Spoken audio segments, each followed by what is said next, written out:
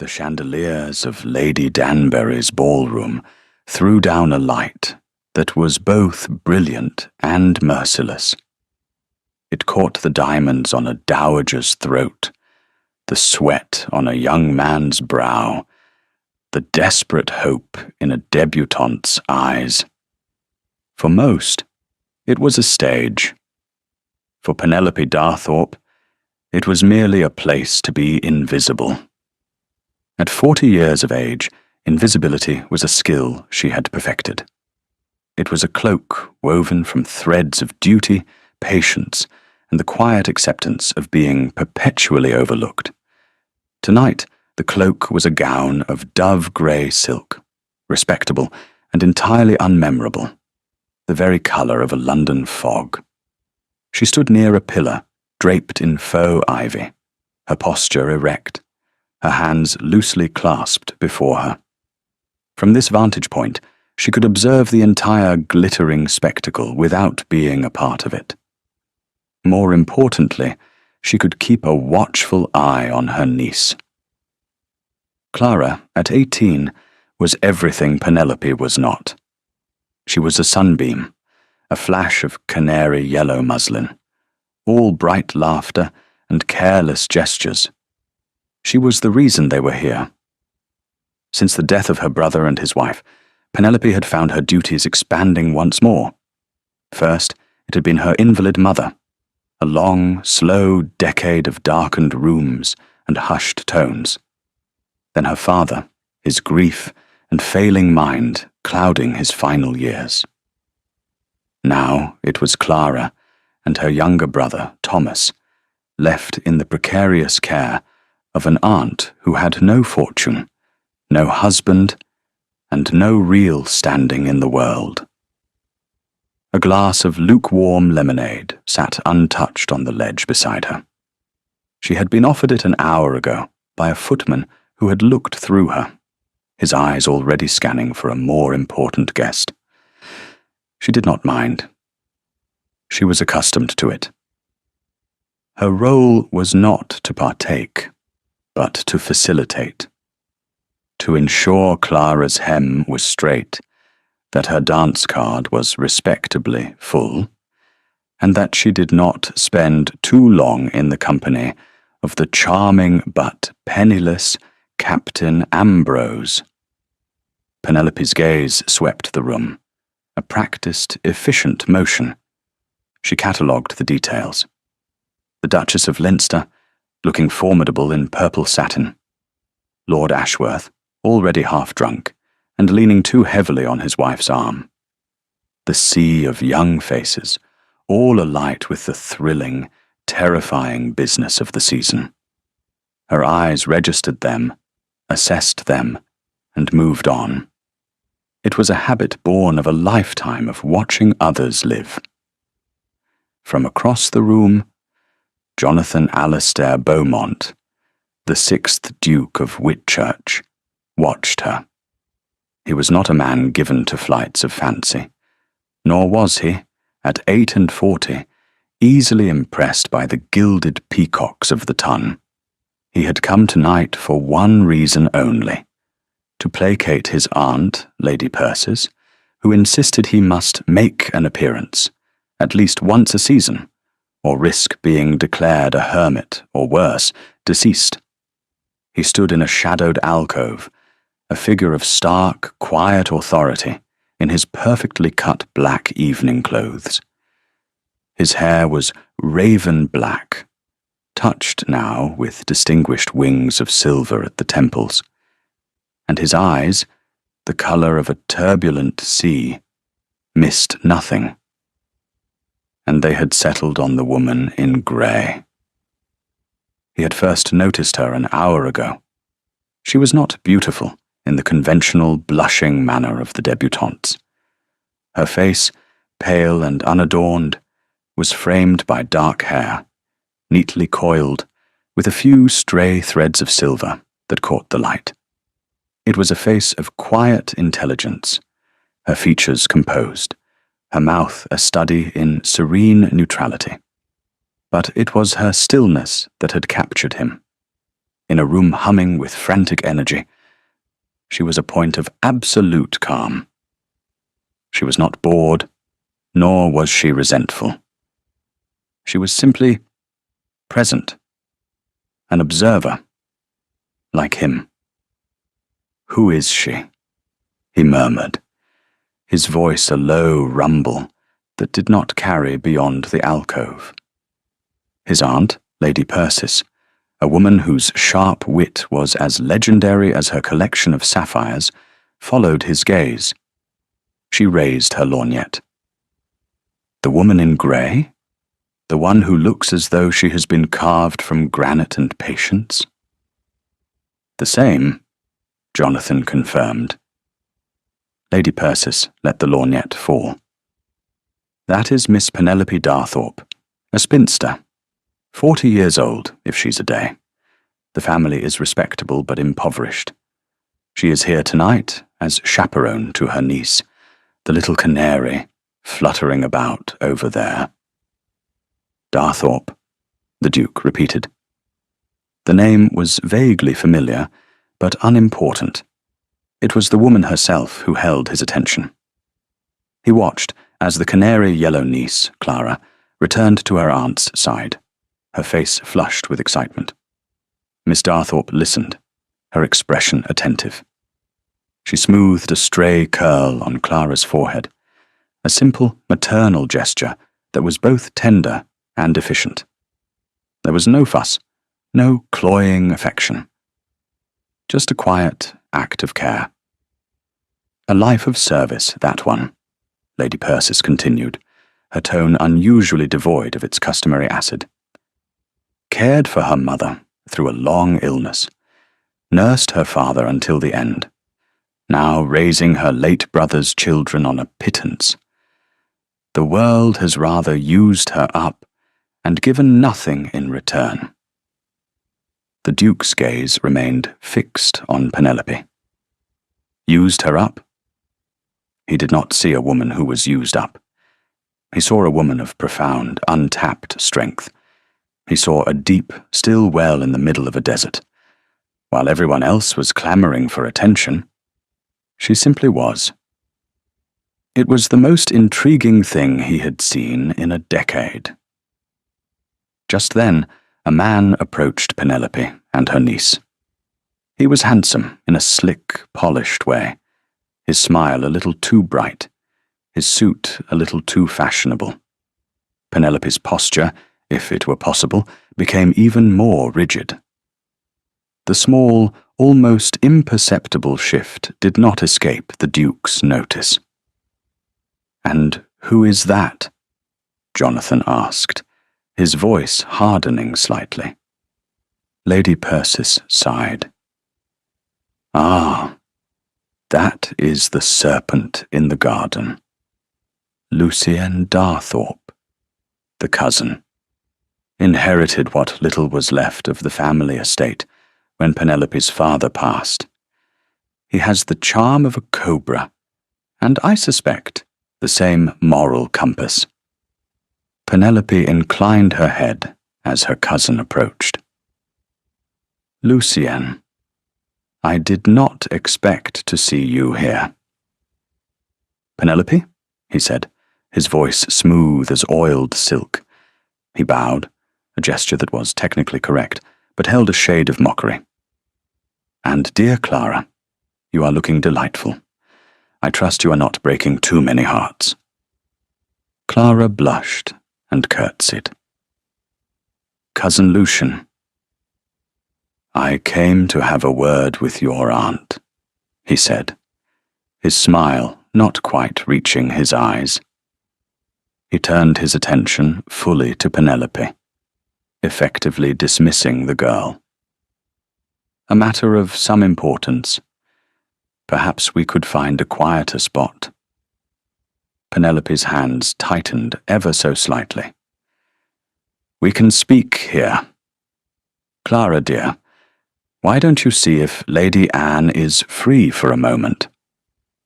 Clara, sensing the sudden chill in the air, scurried away without a word. Lucien's smile thinned, always the protector, aren't you, Penny? But you cannot protect everyone from everything, especially not from reality. What is it you want, Lucian? Her voice was low and steady, betraying none of the apprehension that had begun to coil in her stomach. I have come with good news, he said, his tone dripping with false benevolence. I have been thinking a great deal about your future, your situation. A woman of your years, with no prospects. It is a sad state of affairs. I am quite content with my situation. Of course you are, he crooned, but it is not sustainable. You have no home of your own. When Clara marries and Thomas goes to school, where will you be? A dependent? A burden? I cannot allow it. He paused, for dramatic effect. And so I have made an arrangement for you. A cold dread, familiar and unwelcome, settled over Penelope. An arrangement? The Reverend Mr. Finch, of Little Hallow, in Norfolk, a widower. He requires a wife to manage his household and assist with his parish duties. He is a pious, respectable man. It is a perfect match. I have already given him my encouragement. He will call on you next week. Penelope stared at him. The sound of the orchestra, the chatter, the laughter, it all faded into a dull roar. The Reverend Mr. Finch. She had met him once. A man with damp hands, a perpetually disapproving gaze, and a belief that a woman's opinion was a sign of moral decay. Little Hallow was a bleak, wind-swept parish, 100 miles from anyone she knew. It was not a marriage. It was a sentence. No, she said. The word was quiet, but absolute. Lucien's eyes hardened. The veneer of charm dissolved, revealing the cold, hard man beneath. You are not in a position to say no, Penelope. You seem to forget that you and your charges live under my roof by my good grace. It was my father's home. And it is now my home, he hissed, his voice dropping to a venomous whisper. And I find your presence inconvenient. You will marry Mr. Finch. It is for the best, for the family. Forcing me into a miserable exile is not for the best of the family, she countered, her own voice remaining impeccably level. She would not give him the satisfaction of seeing her break. His smile returned, colder this time. Perhaps you need more persuasion. You recall your father's last years. His mind was clouded. He was not always meticulous with the estate accounts.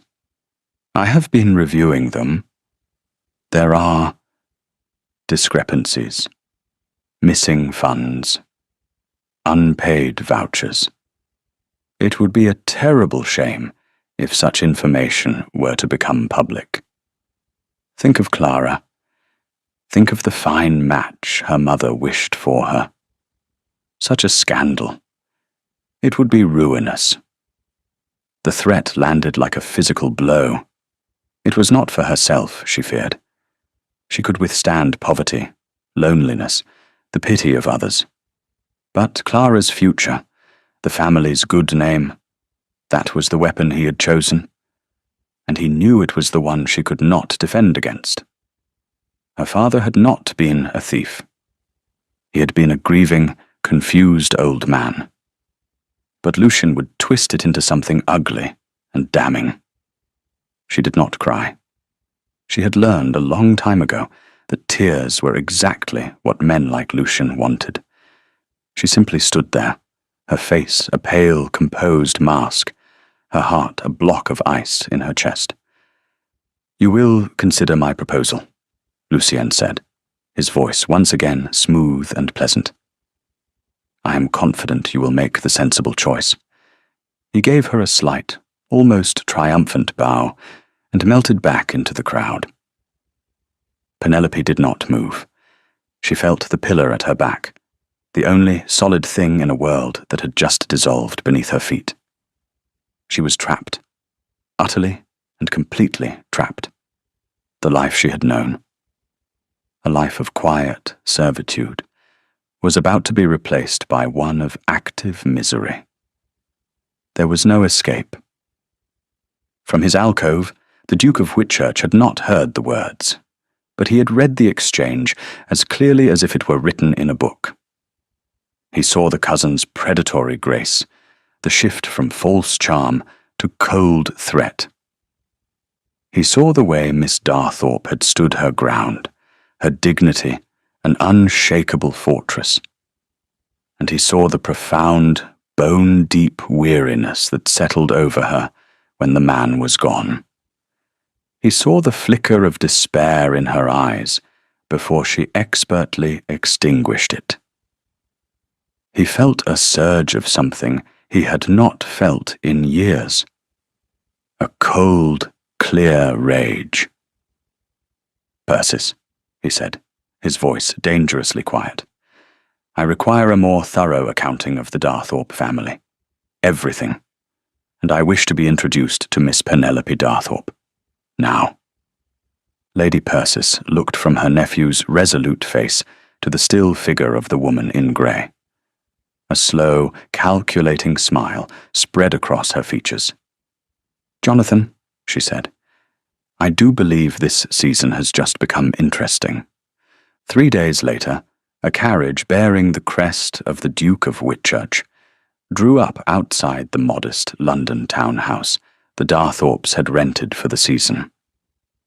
Penelope was in the small, cramped parlour, attempting to mend a tear in one of Thomas's shirts, when the butler, a man whose permanent expression was one of pained disapproval, announced the visitor. His Grace, the Duke of Whitchurch. Penelope's needle froze mid-stitch. The Duke of Whitchurch.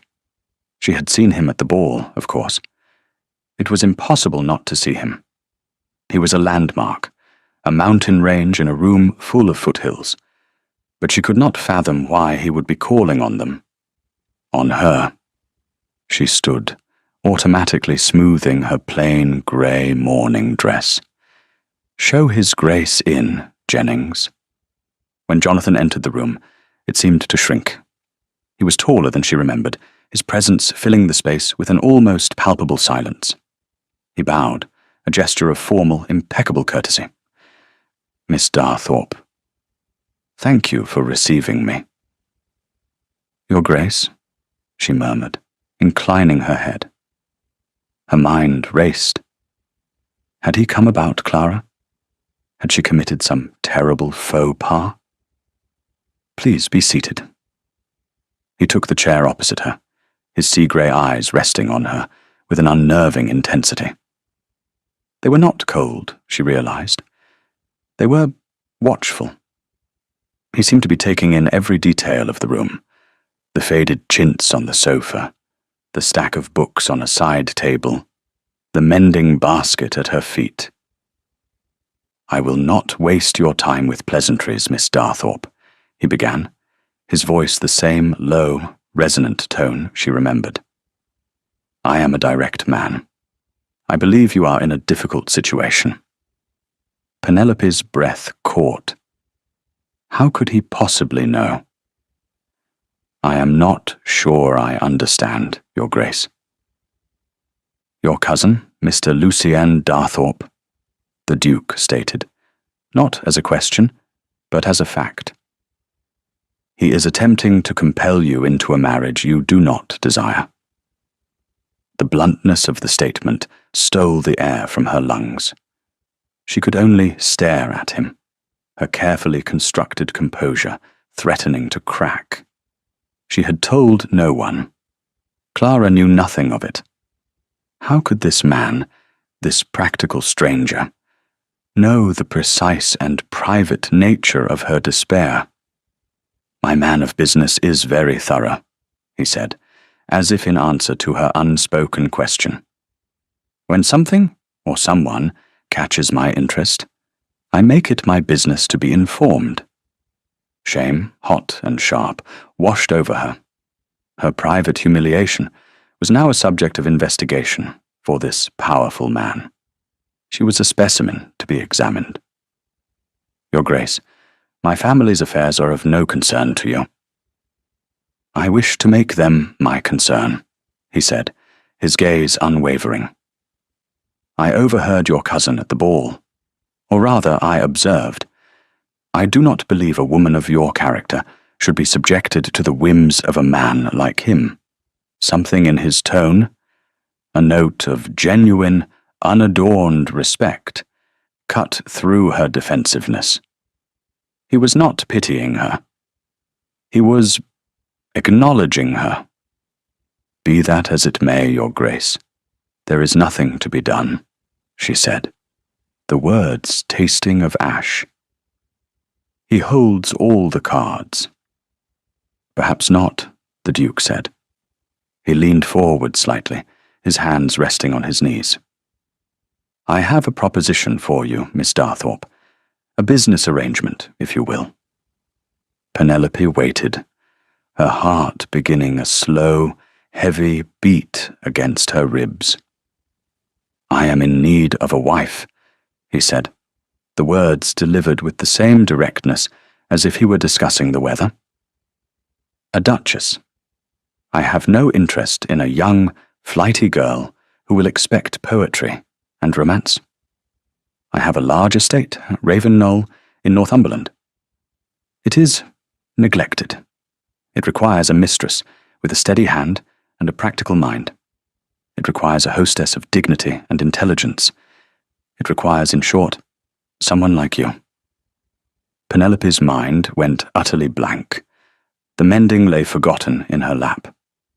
The Duke of Whitchurch was proposing marriage. To her, a 40-year-old spinster with no dowry and a blackmailing cousin. It was absurd. It was impossible. You cannot be serious, she whispered. I am never anything but serious, Miss Darthorpe. This would be a marriage of convenience, in the truest sense of the term. In return for your services as my Duchess, I would offer you my name and my protection. Your cousin would no longer have any power over you. Your niece's future would be secure. You would have your own household, your own funds, and complete sovereignty over the domestic running of my estate. Raven Knoll would be your domain. Your freedom would be absolute. He paused. I do not offer you my heart, for it is not mine to give, but I offer you my profound respect, and I offer you an escape. Escape. The word hung in the air between them, shimmering with impossible promise. Escape from Mr. Finch. Escape from Lucian. Escape from a life of being a perpetual dependent, a burden. He was offering her a fortress, a kingdom. But what was the price? To be the wife of this cold, formidable man, to live in a remote northern estate, a stranger in a strange house. It was a different kind of exile. And yet, when she looked at him, she did not see a tyrant. She saw a man who looked at her and did not see a drab, overlooked spinster. He saw a woman of character. He saw a practical mind. He saw her. Why? Why her? Why me, Your Grace? She asked, the question rising unbidden. Something moved at the corner of his mouth. Not quite a smile. The almost. Because at Lady Danbury's ball, you were the only person in the room who was not performing. You were simply being. I find that I have grown weary of performances. I require authenticity. You are, if I may say so, the most authentic person I have met in a very long time. Authenticity. No one had ever called her that. They had called her dutiful, plain, quiet, reliable. All words that meant useful. He was the first person to name a quality that was intrinsically hers, not something she did for others. She looked down at her hands, at the needle and thread. Her entire life had been about mending things for other people. Mending clothes, mending feelings, mending the gaps left by death and despair. He was offering her a life that did not need mending. A life that was whole. It was a choice. A real choice. Between a prison designed by a man who despised her and a sanctuary offered by a man who respected her. Her decision, when it came, was as quiet and absolute as her refusal to Lucienne. She raised her eyes to meet his. "Your Grace," she said, her voice clear and steady. "I accept your proposition. We'll take a very short break. If you don't want to miss new stories, please subscribe to the channel." They were married 2 days later by special license in a dusty, sun-drenched church in Mayfair. Lady Persis and a grim-faced solicitor were the only witnesses. Penelope wore a travelling dress of deep blue wool, a practical garment she had made herself years ago. There were no flowers, no music, no fanfare. It was a transaction, and it was conducted with swift, quiet efficiency. When the vicar pronounced them man and wife, the Duke, her husband, did not kiss her. He simply took her hand, his grasp firm and cool, and tucked it into the crook of his arm. "Your Grace," he said, his voice neutral. It was not a term of endearment. It was a statement of her new reality. The journey north to Ravenknoll took 4 days. They travelled in the Duke's coach, a vehicle of exquisite craftsmanship and sombre luxury. For the most part, they travelled in silence. It was not an awkward silence, but a companionable one.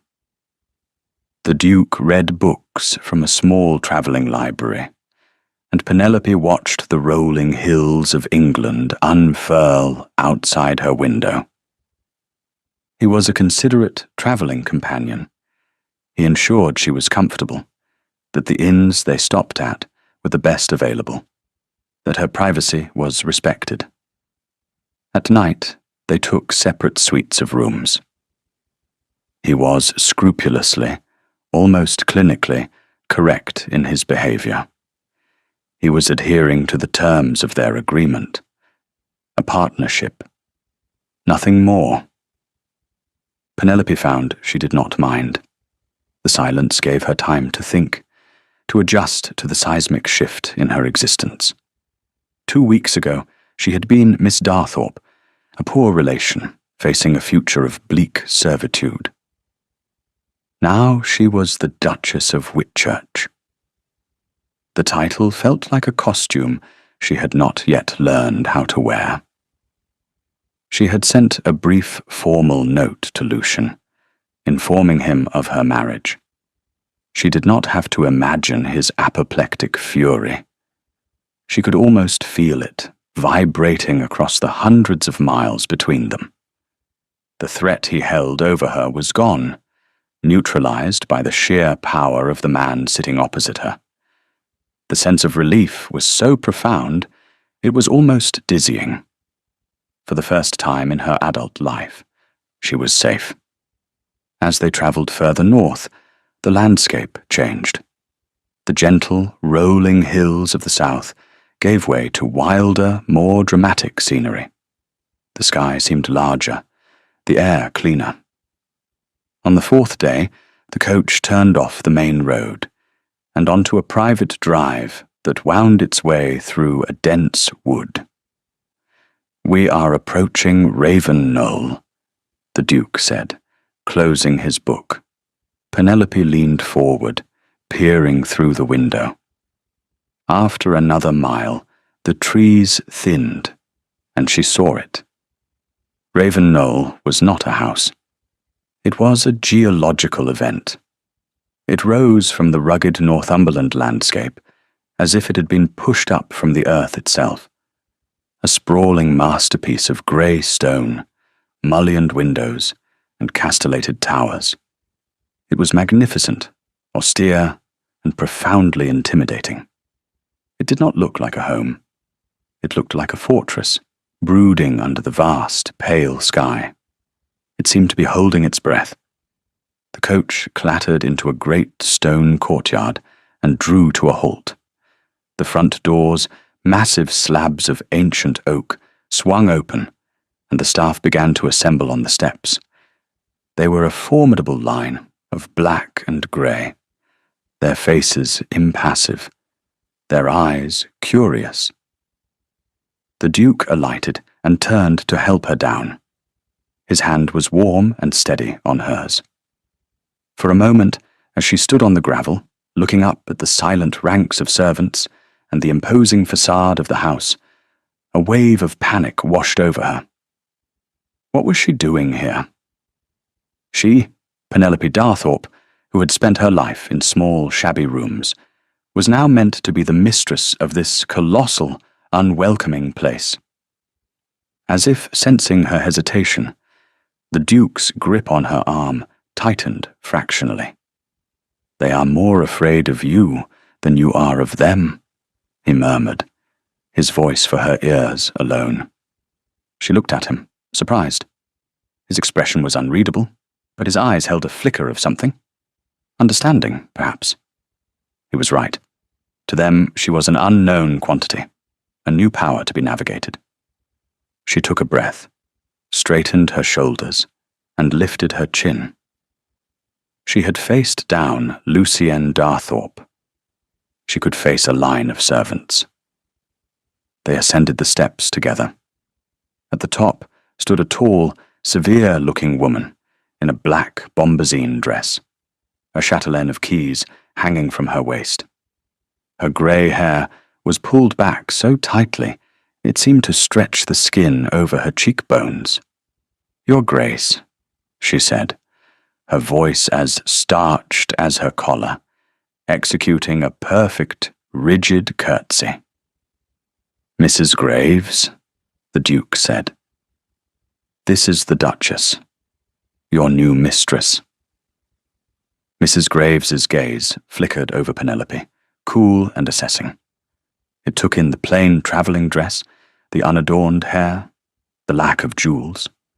Penelope could feel herself being weighed and found wanting.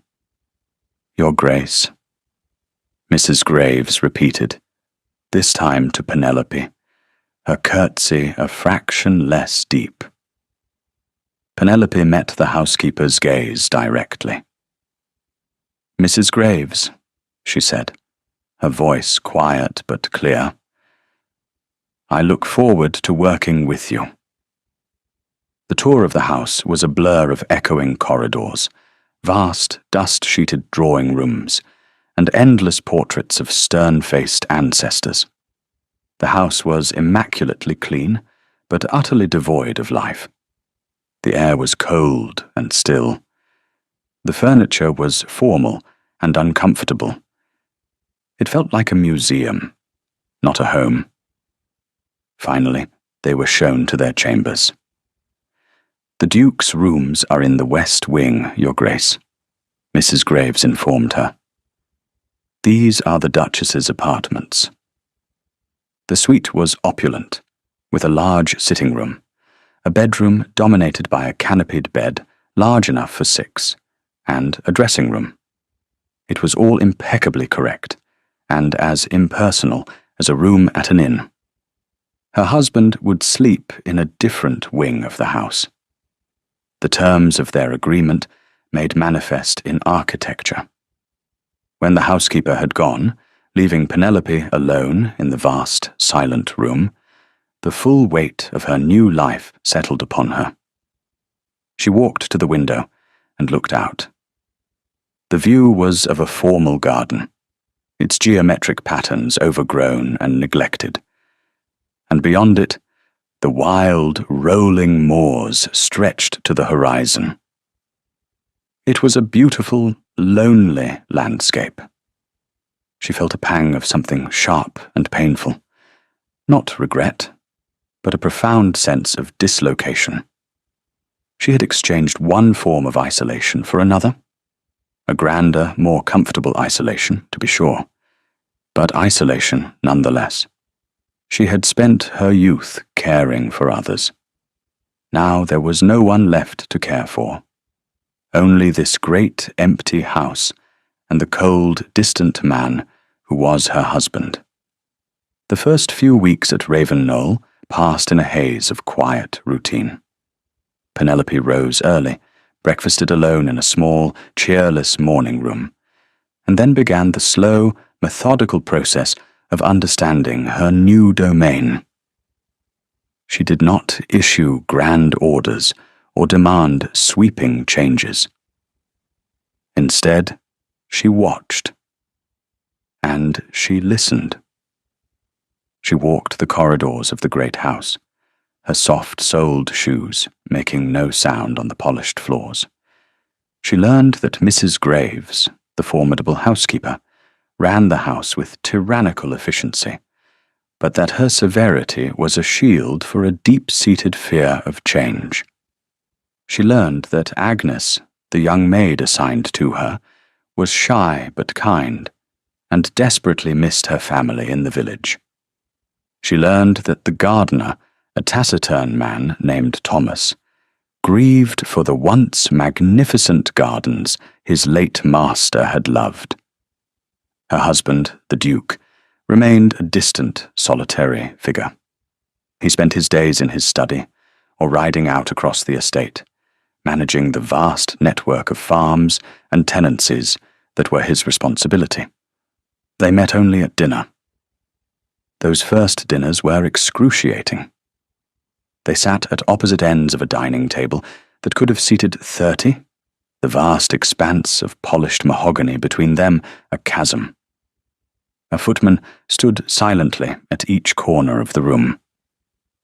The conversation was stilted, formal, and brief. "Was your day satisfactory, Your Grace?" she would ask. "It was productive," he would reply. "And yours?"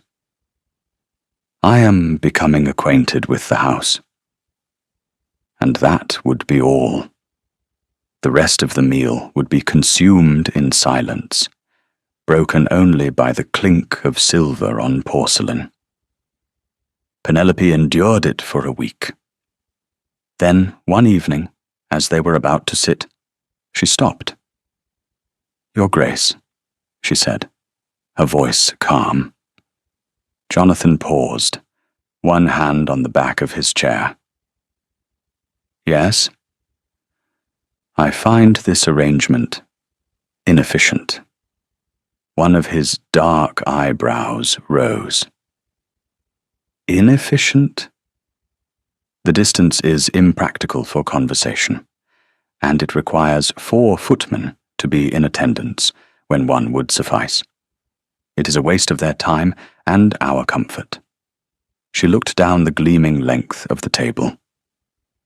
"If we were to sit closer, perhaps at one end, it would be more civilized." The footmen froze, their faces carefully blank. Mrs. Graves, who always supervised the dinner service from the doorway, looked scandalized. No one questioned the Duke's arrangements. Jonathan looked at her, his expression unreadable. He looked at the vast table, then back at her. For a long moment, he said nothing. 1 second, 2 seconds, 3. Penelope held her breath, certain she had overstepped. Then he gave a curt nod. "A sensible observation. See to it, Mrs. Graves." He then walked to the side of the table, pulled out a chair much closer to her own, and sat. "Will this suffice?" "Yes, Your Grace." "Thank you." She took her own seat, her heart beating a little faster. It was a small victory, but it felt momentous. That night, The silence between them was different. The chasm had been bridged, if only by a few feet. The conversation was still sparse, but it felt less strained. The next day, she sought out Mrs. Graves in her office, a small, meticulously tidy room filled with ledgers and account books. "Mrs. Graves," Penelope began, "I would like to see the household accounts." The housekeeper stiffened. "His Grace has always reviewed the accounts himself." "I am sure he has," Penelope said gently. "But the Duke has charged me with the running of this house. I cannot do so effectively if I am not aware of its expenditures. It is not a matter of questioning your management, but of understanding it." She did not demand. She requested. She did not criticize. She asked for help. After a moment of internal struggle, visible in the tightening of her jaw, Mrs. Graves pushed the heavy ledger across the desk. Penelope spent the next week in the estate office, poring over the books. She found what she expected. Impeccable records, but no soul. The estate ran like a well-oiled machine, efficient and cold.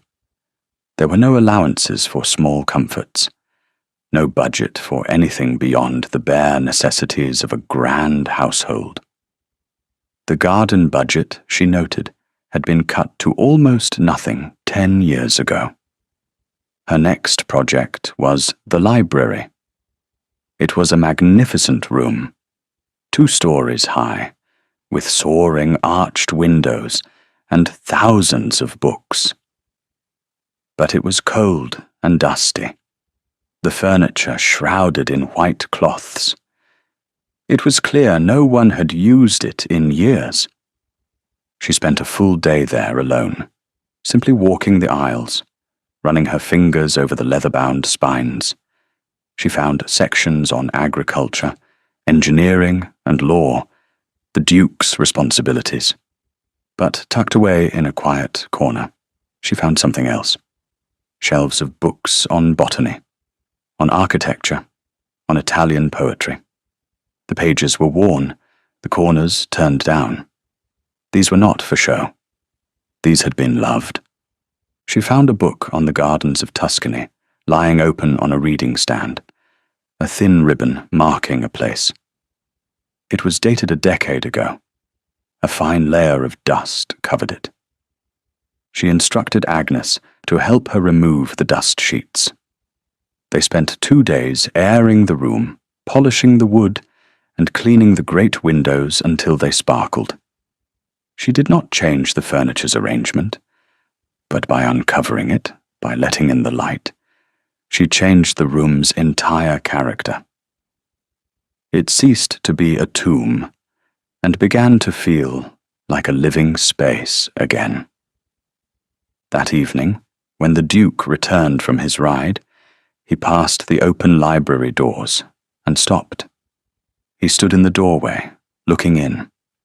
The late afternoon sun streamed through the clean windows, illuminating the rich colors of the book bindings and the warm wood of the shelves. Penelope was seated in one of the large leather armchairs, a book in her lap. He said nothing, but she felt his presence. She looked up. Their eyes met across the room.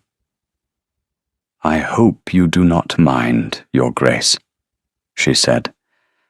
It seemed a shame for such a beautiful room to go unused.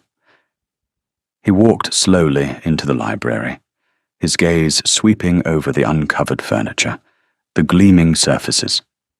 He ran a hand along a shelf of books on botany. "My brother and I used to spend hours in here," he said, his voice softer than she had ever heard it. He was the one with the passion for gardens. He had grand plans for this place.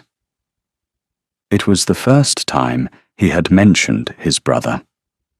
Penelope knew from Lady Persis that the previous Duke, a younger, more vibrant man, had died in a riding accident 10 years prior. Jonathan had inherited the title unexpectedly. He had excellent taste, she said quietly, gesturing to the books.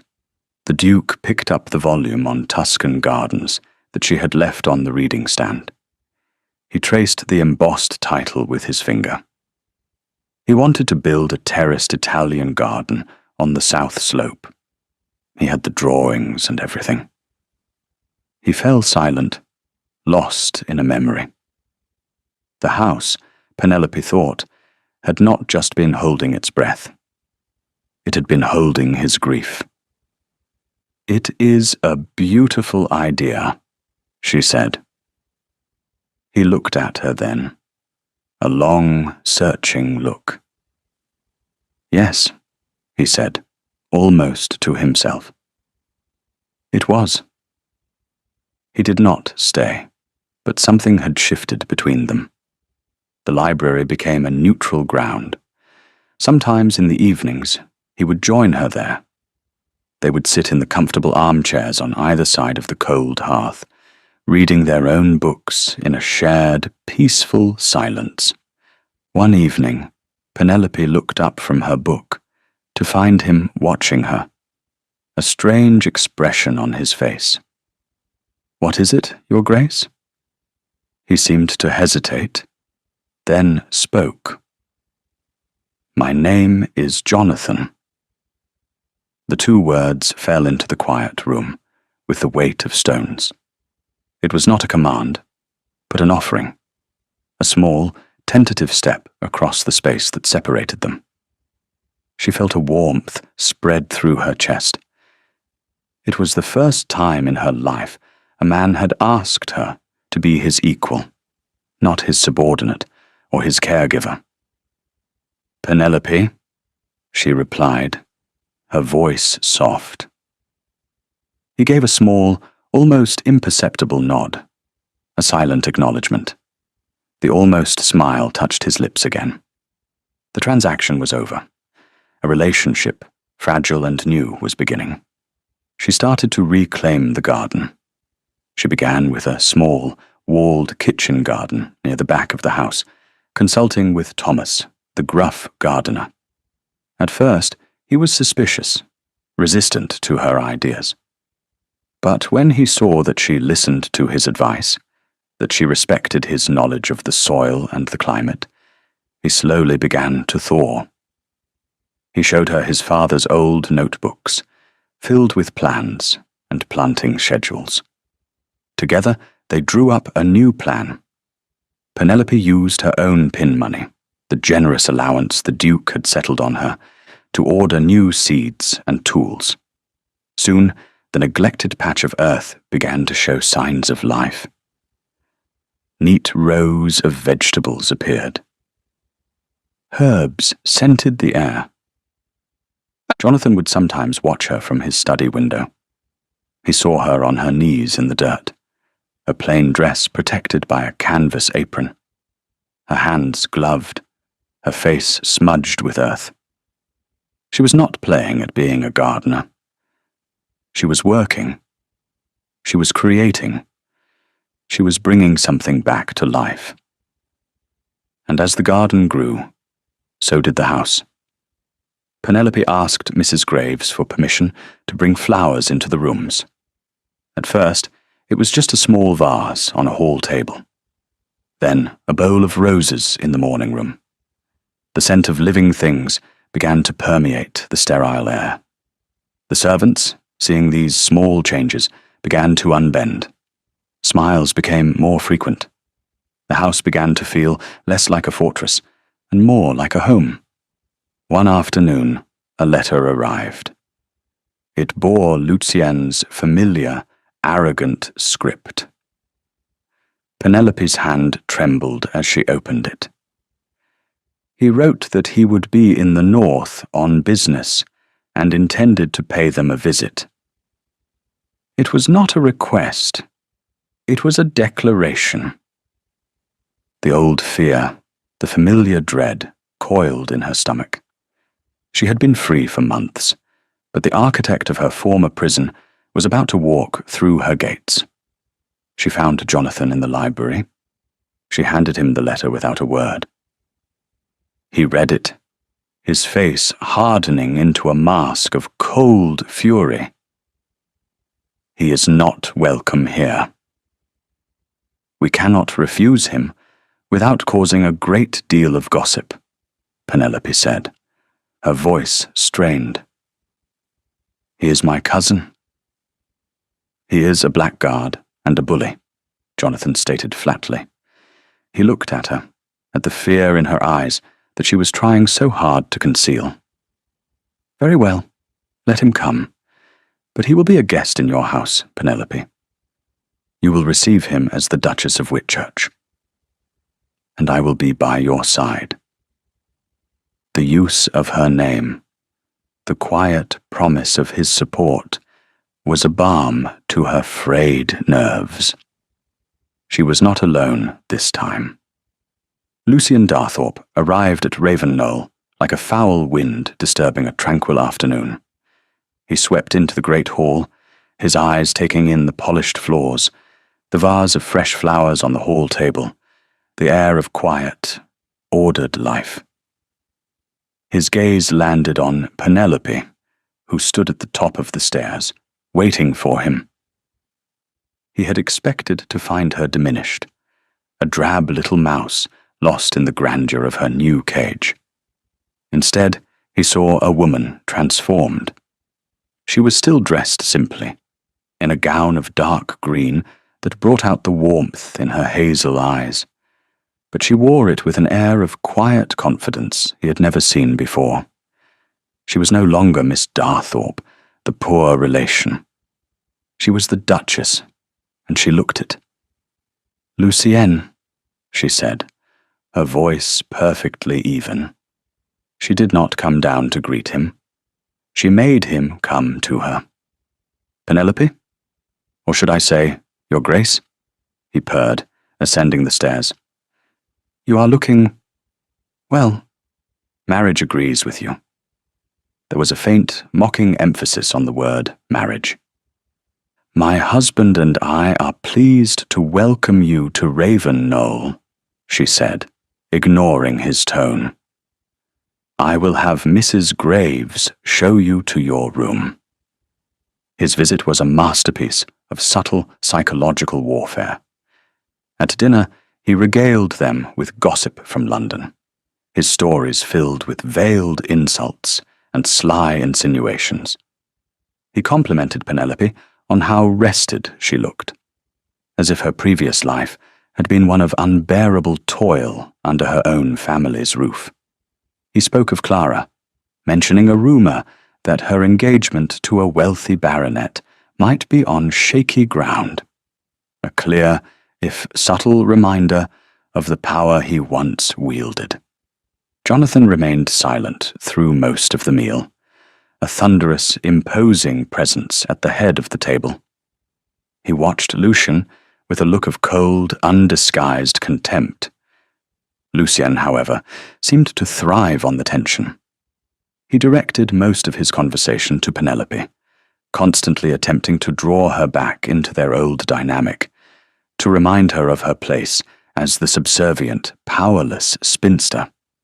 I confess, I was surprised by your sudden marriage, Penny, he said, leaning back in his chair with a glass of wine. To the Duke of Whitchurch, no less.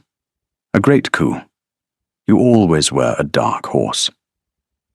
My marriage is not a coup, Lucian, Penelope said, her voice dangerously quiet. It is my life. Of course, he said, smiling his reptilian smile. And what a life. This house, it is magnificent, though I imagine the upkeep must be staggering. He let the word hang in the air, a hint at financial burdens. The next day, he cornered Penelope in the newly revived library.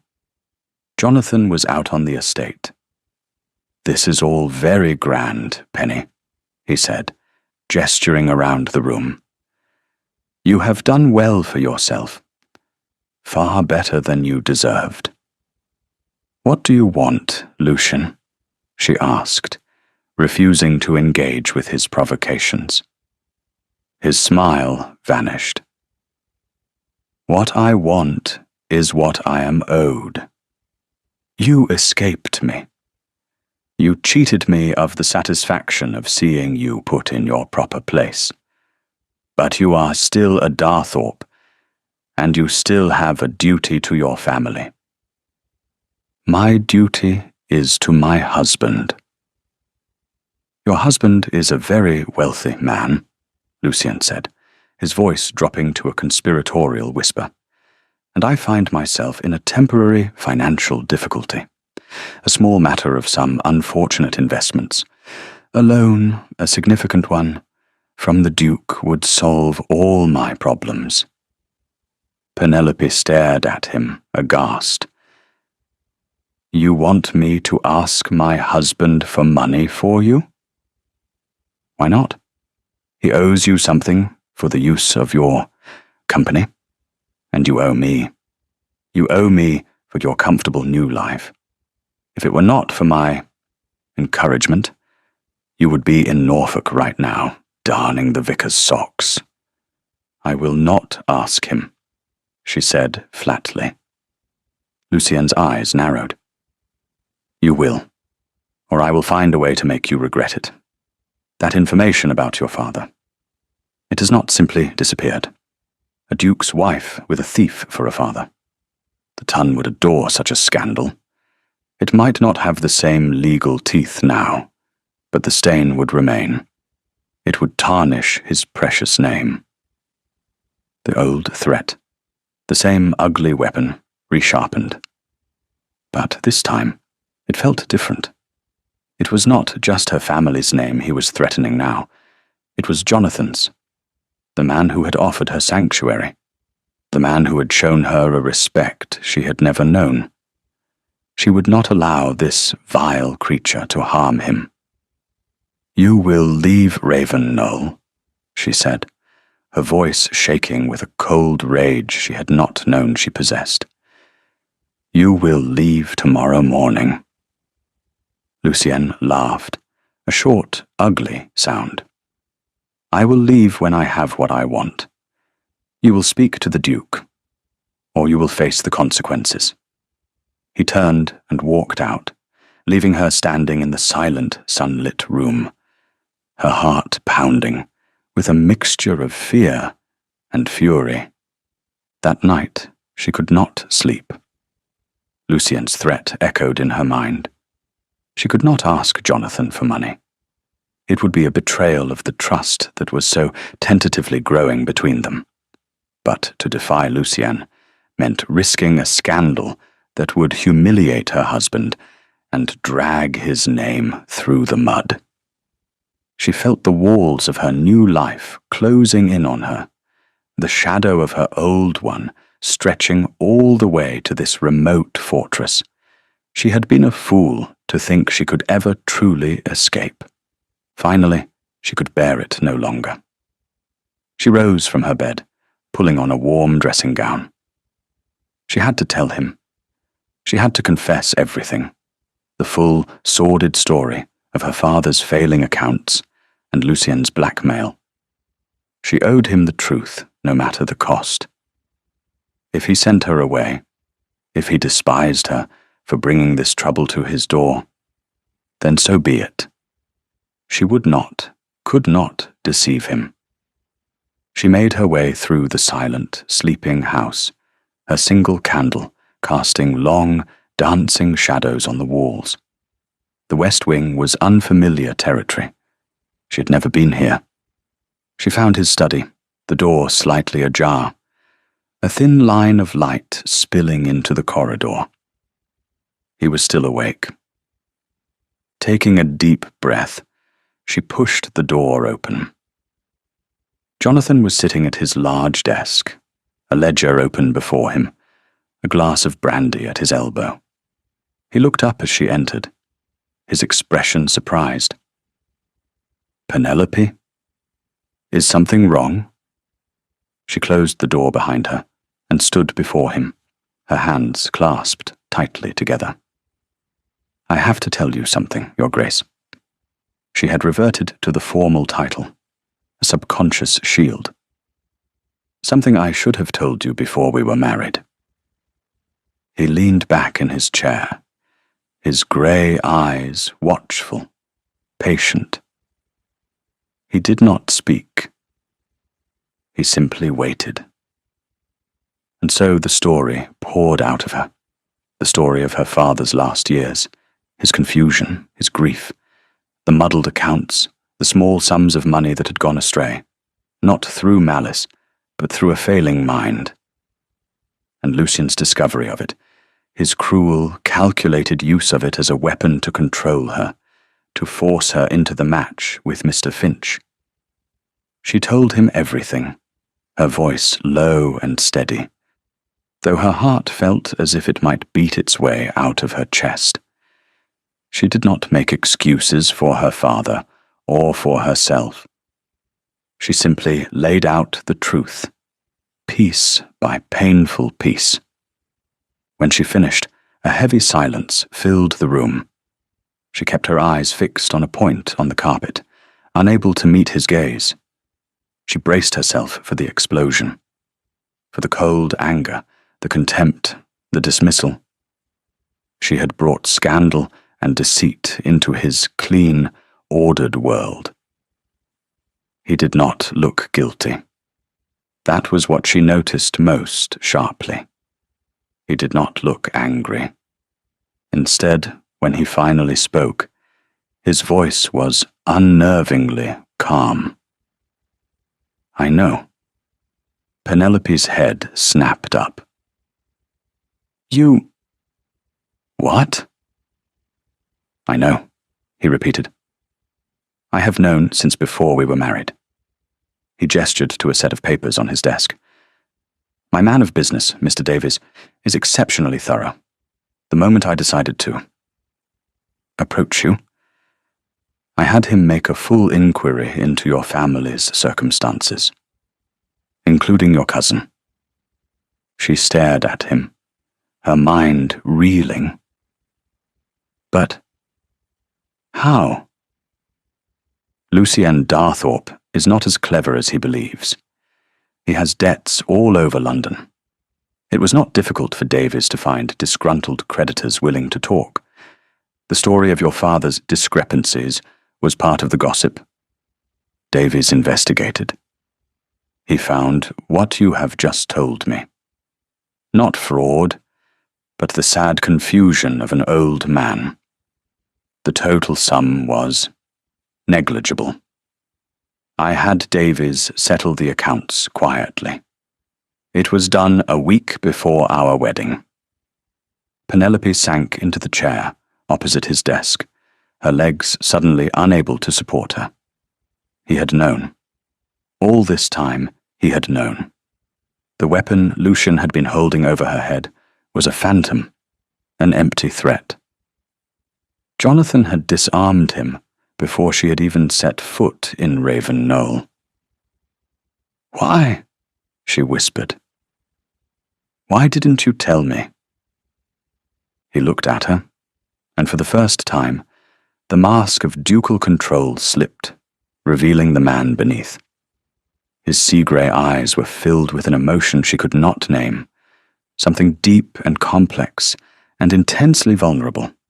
"Because it was not my truth to tell," he said, his voice low. "It was yours. I could remove the threat, but I could not remove the burden. I had to wait for you to trust me enough to share it, for you to believe that I would not judge you for the actions of others." He paused, and the next words seemed to cost him a great deal. "And because the reason I married you was not as simple as I made it sound. It was not for a duchess to run your house."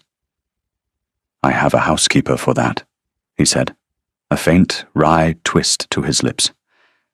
No, Penelope. I married you because I saw you. At that ball, in that city full of noise and vanity, I saw a woman of immense grace, of quiet strength, of a dignity that had been forged in fire. I saw you spending your entire life caring for others, and I felt a profound desire to see someone, for once, care for you. He stood up and walked around the desk, coming to stand before her. He reached out and gently took her hands in his. They were warm and strong. I did not offer you my heart, because I did not believe I had one left to give, he said, his voice raw with a grief that was 10 years old. My brother's death, it hollowed me out. I thought all I had left was duty. But since you have been here, this house has started to breathe again. You have brought life back, not just to the gardens and the rooms, but to me. He looked down at their joined hands. I find that my heart is not as empty as I believed. Tears she had refused to shed for Lucian now welled in her eyes, tears of shock and overwhelming relief, of a joy so profound it was painful. He had not married her for convenience, he had married her for her. He had seen past the grey dress, the quiet demeanour, the spinster of 40, and he had seen the woman she was. He had seen her. Jonathan, she whispered, the name a prayer on her lips. He lifted one hand and gently, so gently, brushed a tear from her cheek with his thumb. I believe your cousin is expecting an answer regarding his loan, he said, his voice regaining some of its familiar, dry authority, but his eyes were full of warmth. I think perhaps we should give him one, together. The next morning, Lucian was summoned to the library. He entered with a smug, expectant air, assuming Penelope had capitulated. He found her standing by the fireplace, and the Duke seated behind a large mahogany desk. The room was bright with morning sun, but the atmosphere was glacial. Lucienne, Penelope said, her voice clear and strong. Thank you for joining us. Your Grace. Duke, Lucienne said with a nod. I trust you have had time to consider my proposition. We have, Jonathan said, his voice like the crack of ice. He gestured to the chair opposite the desk. Be seated. Lucienne sat, his smugness wavering slightly under the Duke's cold gaze. Penelope has informed me of your request for a loan, Jonathan began. She has also informed me of the leverage you thought you possessed. A flicker of unease crossed Lucienne's face. A private family matter. Indeed, the Duke said. So private, in fact, that I had my man of business resolve it 2 months ago. He pushed a thin folio of papers across the desk. These are the settled accounts from your late uncle's estate. All debts paid. All discrepancies reconciled. Vouchers are all in order. Your leverage, Mr. Darthorpe, is gone. Lucienne stared at the papers, his face draining of all colour. He opened his mouth, then closed it again. He looked from the Duke's implacable face to Penelope's calm, steady one. He saw no fear there, only a quiet, resolute strength he had never recognized. He had been utterly, comprehensively outmaneuvered. The scandal, he stammered, a last desperate grasp for power. The story? What story? Jonathan asked, his voice dangerously soft. The story of a grieving elderly man who became confused in his last years. the story of a nephew who tried to use that sadness to blackmail his cousin into a forced marriage. By all means, Mr. Darthorpe, tell that story to the ton. I am quite certain I know whose reputation will be in tatters by the end of it. It was over. Lucien saw it in their eyes. His weapon had been a wooden sword all along. He had no power here. He was nothing but a petty, grasping man, exposed in the clear, unforgiving light of day. He slumped in his chair, the fight draining out of him, leaving behind a hollow, defeated shell. It was not a grand, dramatic defeat. It was a quiet, pathetic crumbling. And in that moment, Penelope felt a flicker not of triumph, but of pity. He was just a small man, driven by fear and envy. "You will leave Ravenknoll within the hour," the Duke said, his voice final. "You are no longer welcome here. You are no longer a part of this family." Lucien did not argue. He simply stood, his face pale and drawn, and walked out of the room without another word. The door closed behind him, and the silence he left was clean and absolute. Penelope let out a breath she hadn't realized she was holding. She looked at Jonathan, who was watching her, his expression gentle. He rose from his desk and came to her, taking her hands in his. "It is over," he said. "Yes," she whispered. He led her to the large window that overlooked the gardens. Below, the first green shoots of the spring planting were pushing their way through the dark earth. Life was returning. "You are safe here, Penelope," he said. "You are home." She leaned her head against his shoulder, a simple, trusting gesture that spoke more than words. For the first time, she believed it. She was home. Epilogue. 1 year later. The autumn sun cast a long, golden light over the gardens of Ravenknoll. The air was crisp, scented with wood smoke and damp earth. The geometric beds, once choked with weeds, were now a riot of late-blooming roses, asters, and chrysanthemums. The kitchen garden was heavy with pumpkins and squash. The house, which had once brooded under the vast Northumberland sky, now seemed to soak in the sunlight, its grey stone warmed to a soft honey colour. It was a house at peace. Penelope, Duchess of Whitchurch, stood on the newly completed south terrace, looking out over the rolling moors. The Italian garden her husband's brother had dreamed of was no longer just a drawing in a book. Over the past year, she and Jonathan, working with Thomas and a team of local craftsmen, had brought it to life. Stone walls curved gracefully down the slope, creating 3 levels planted with lavender, rosemary, and young cypress trees that would one day stand tall against the wind.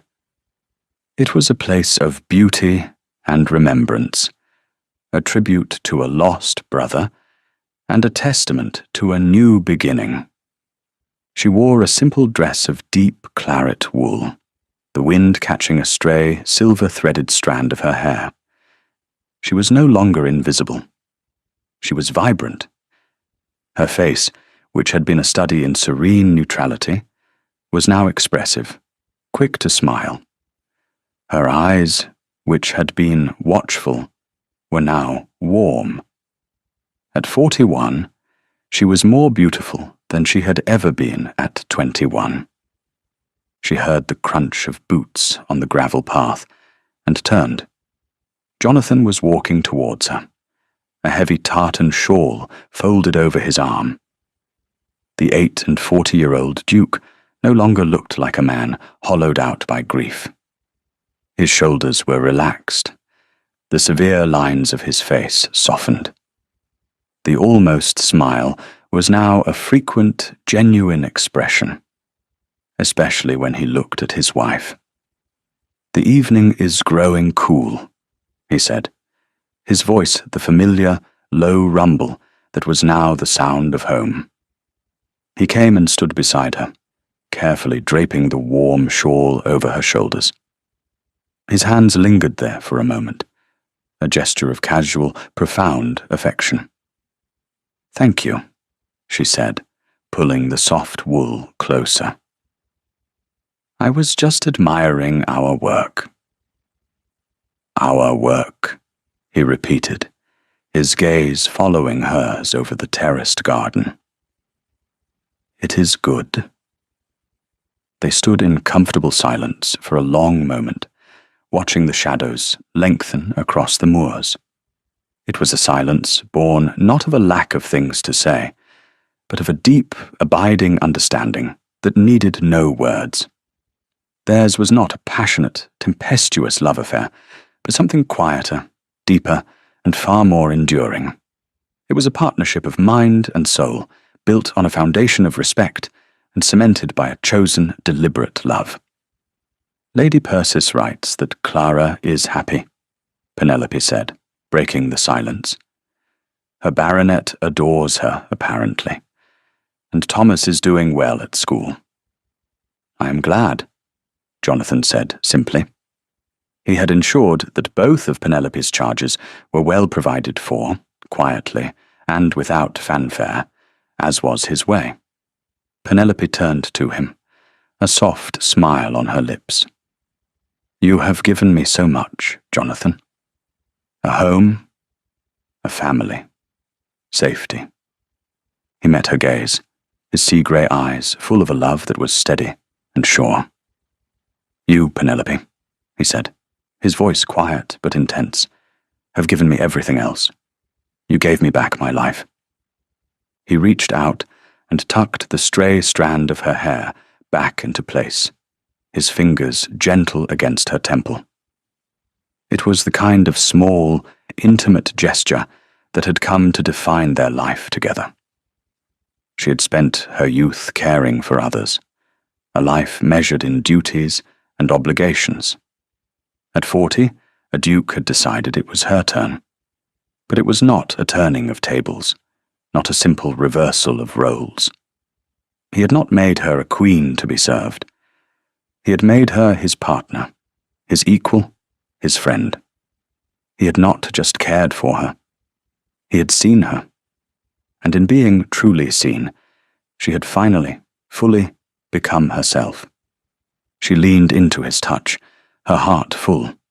The sun dipped below the horizon, and in the twilight, the lights of Raven Knoll began to glow, a warm and welcoming beacon in the vast, wild landscape.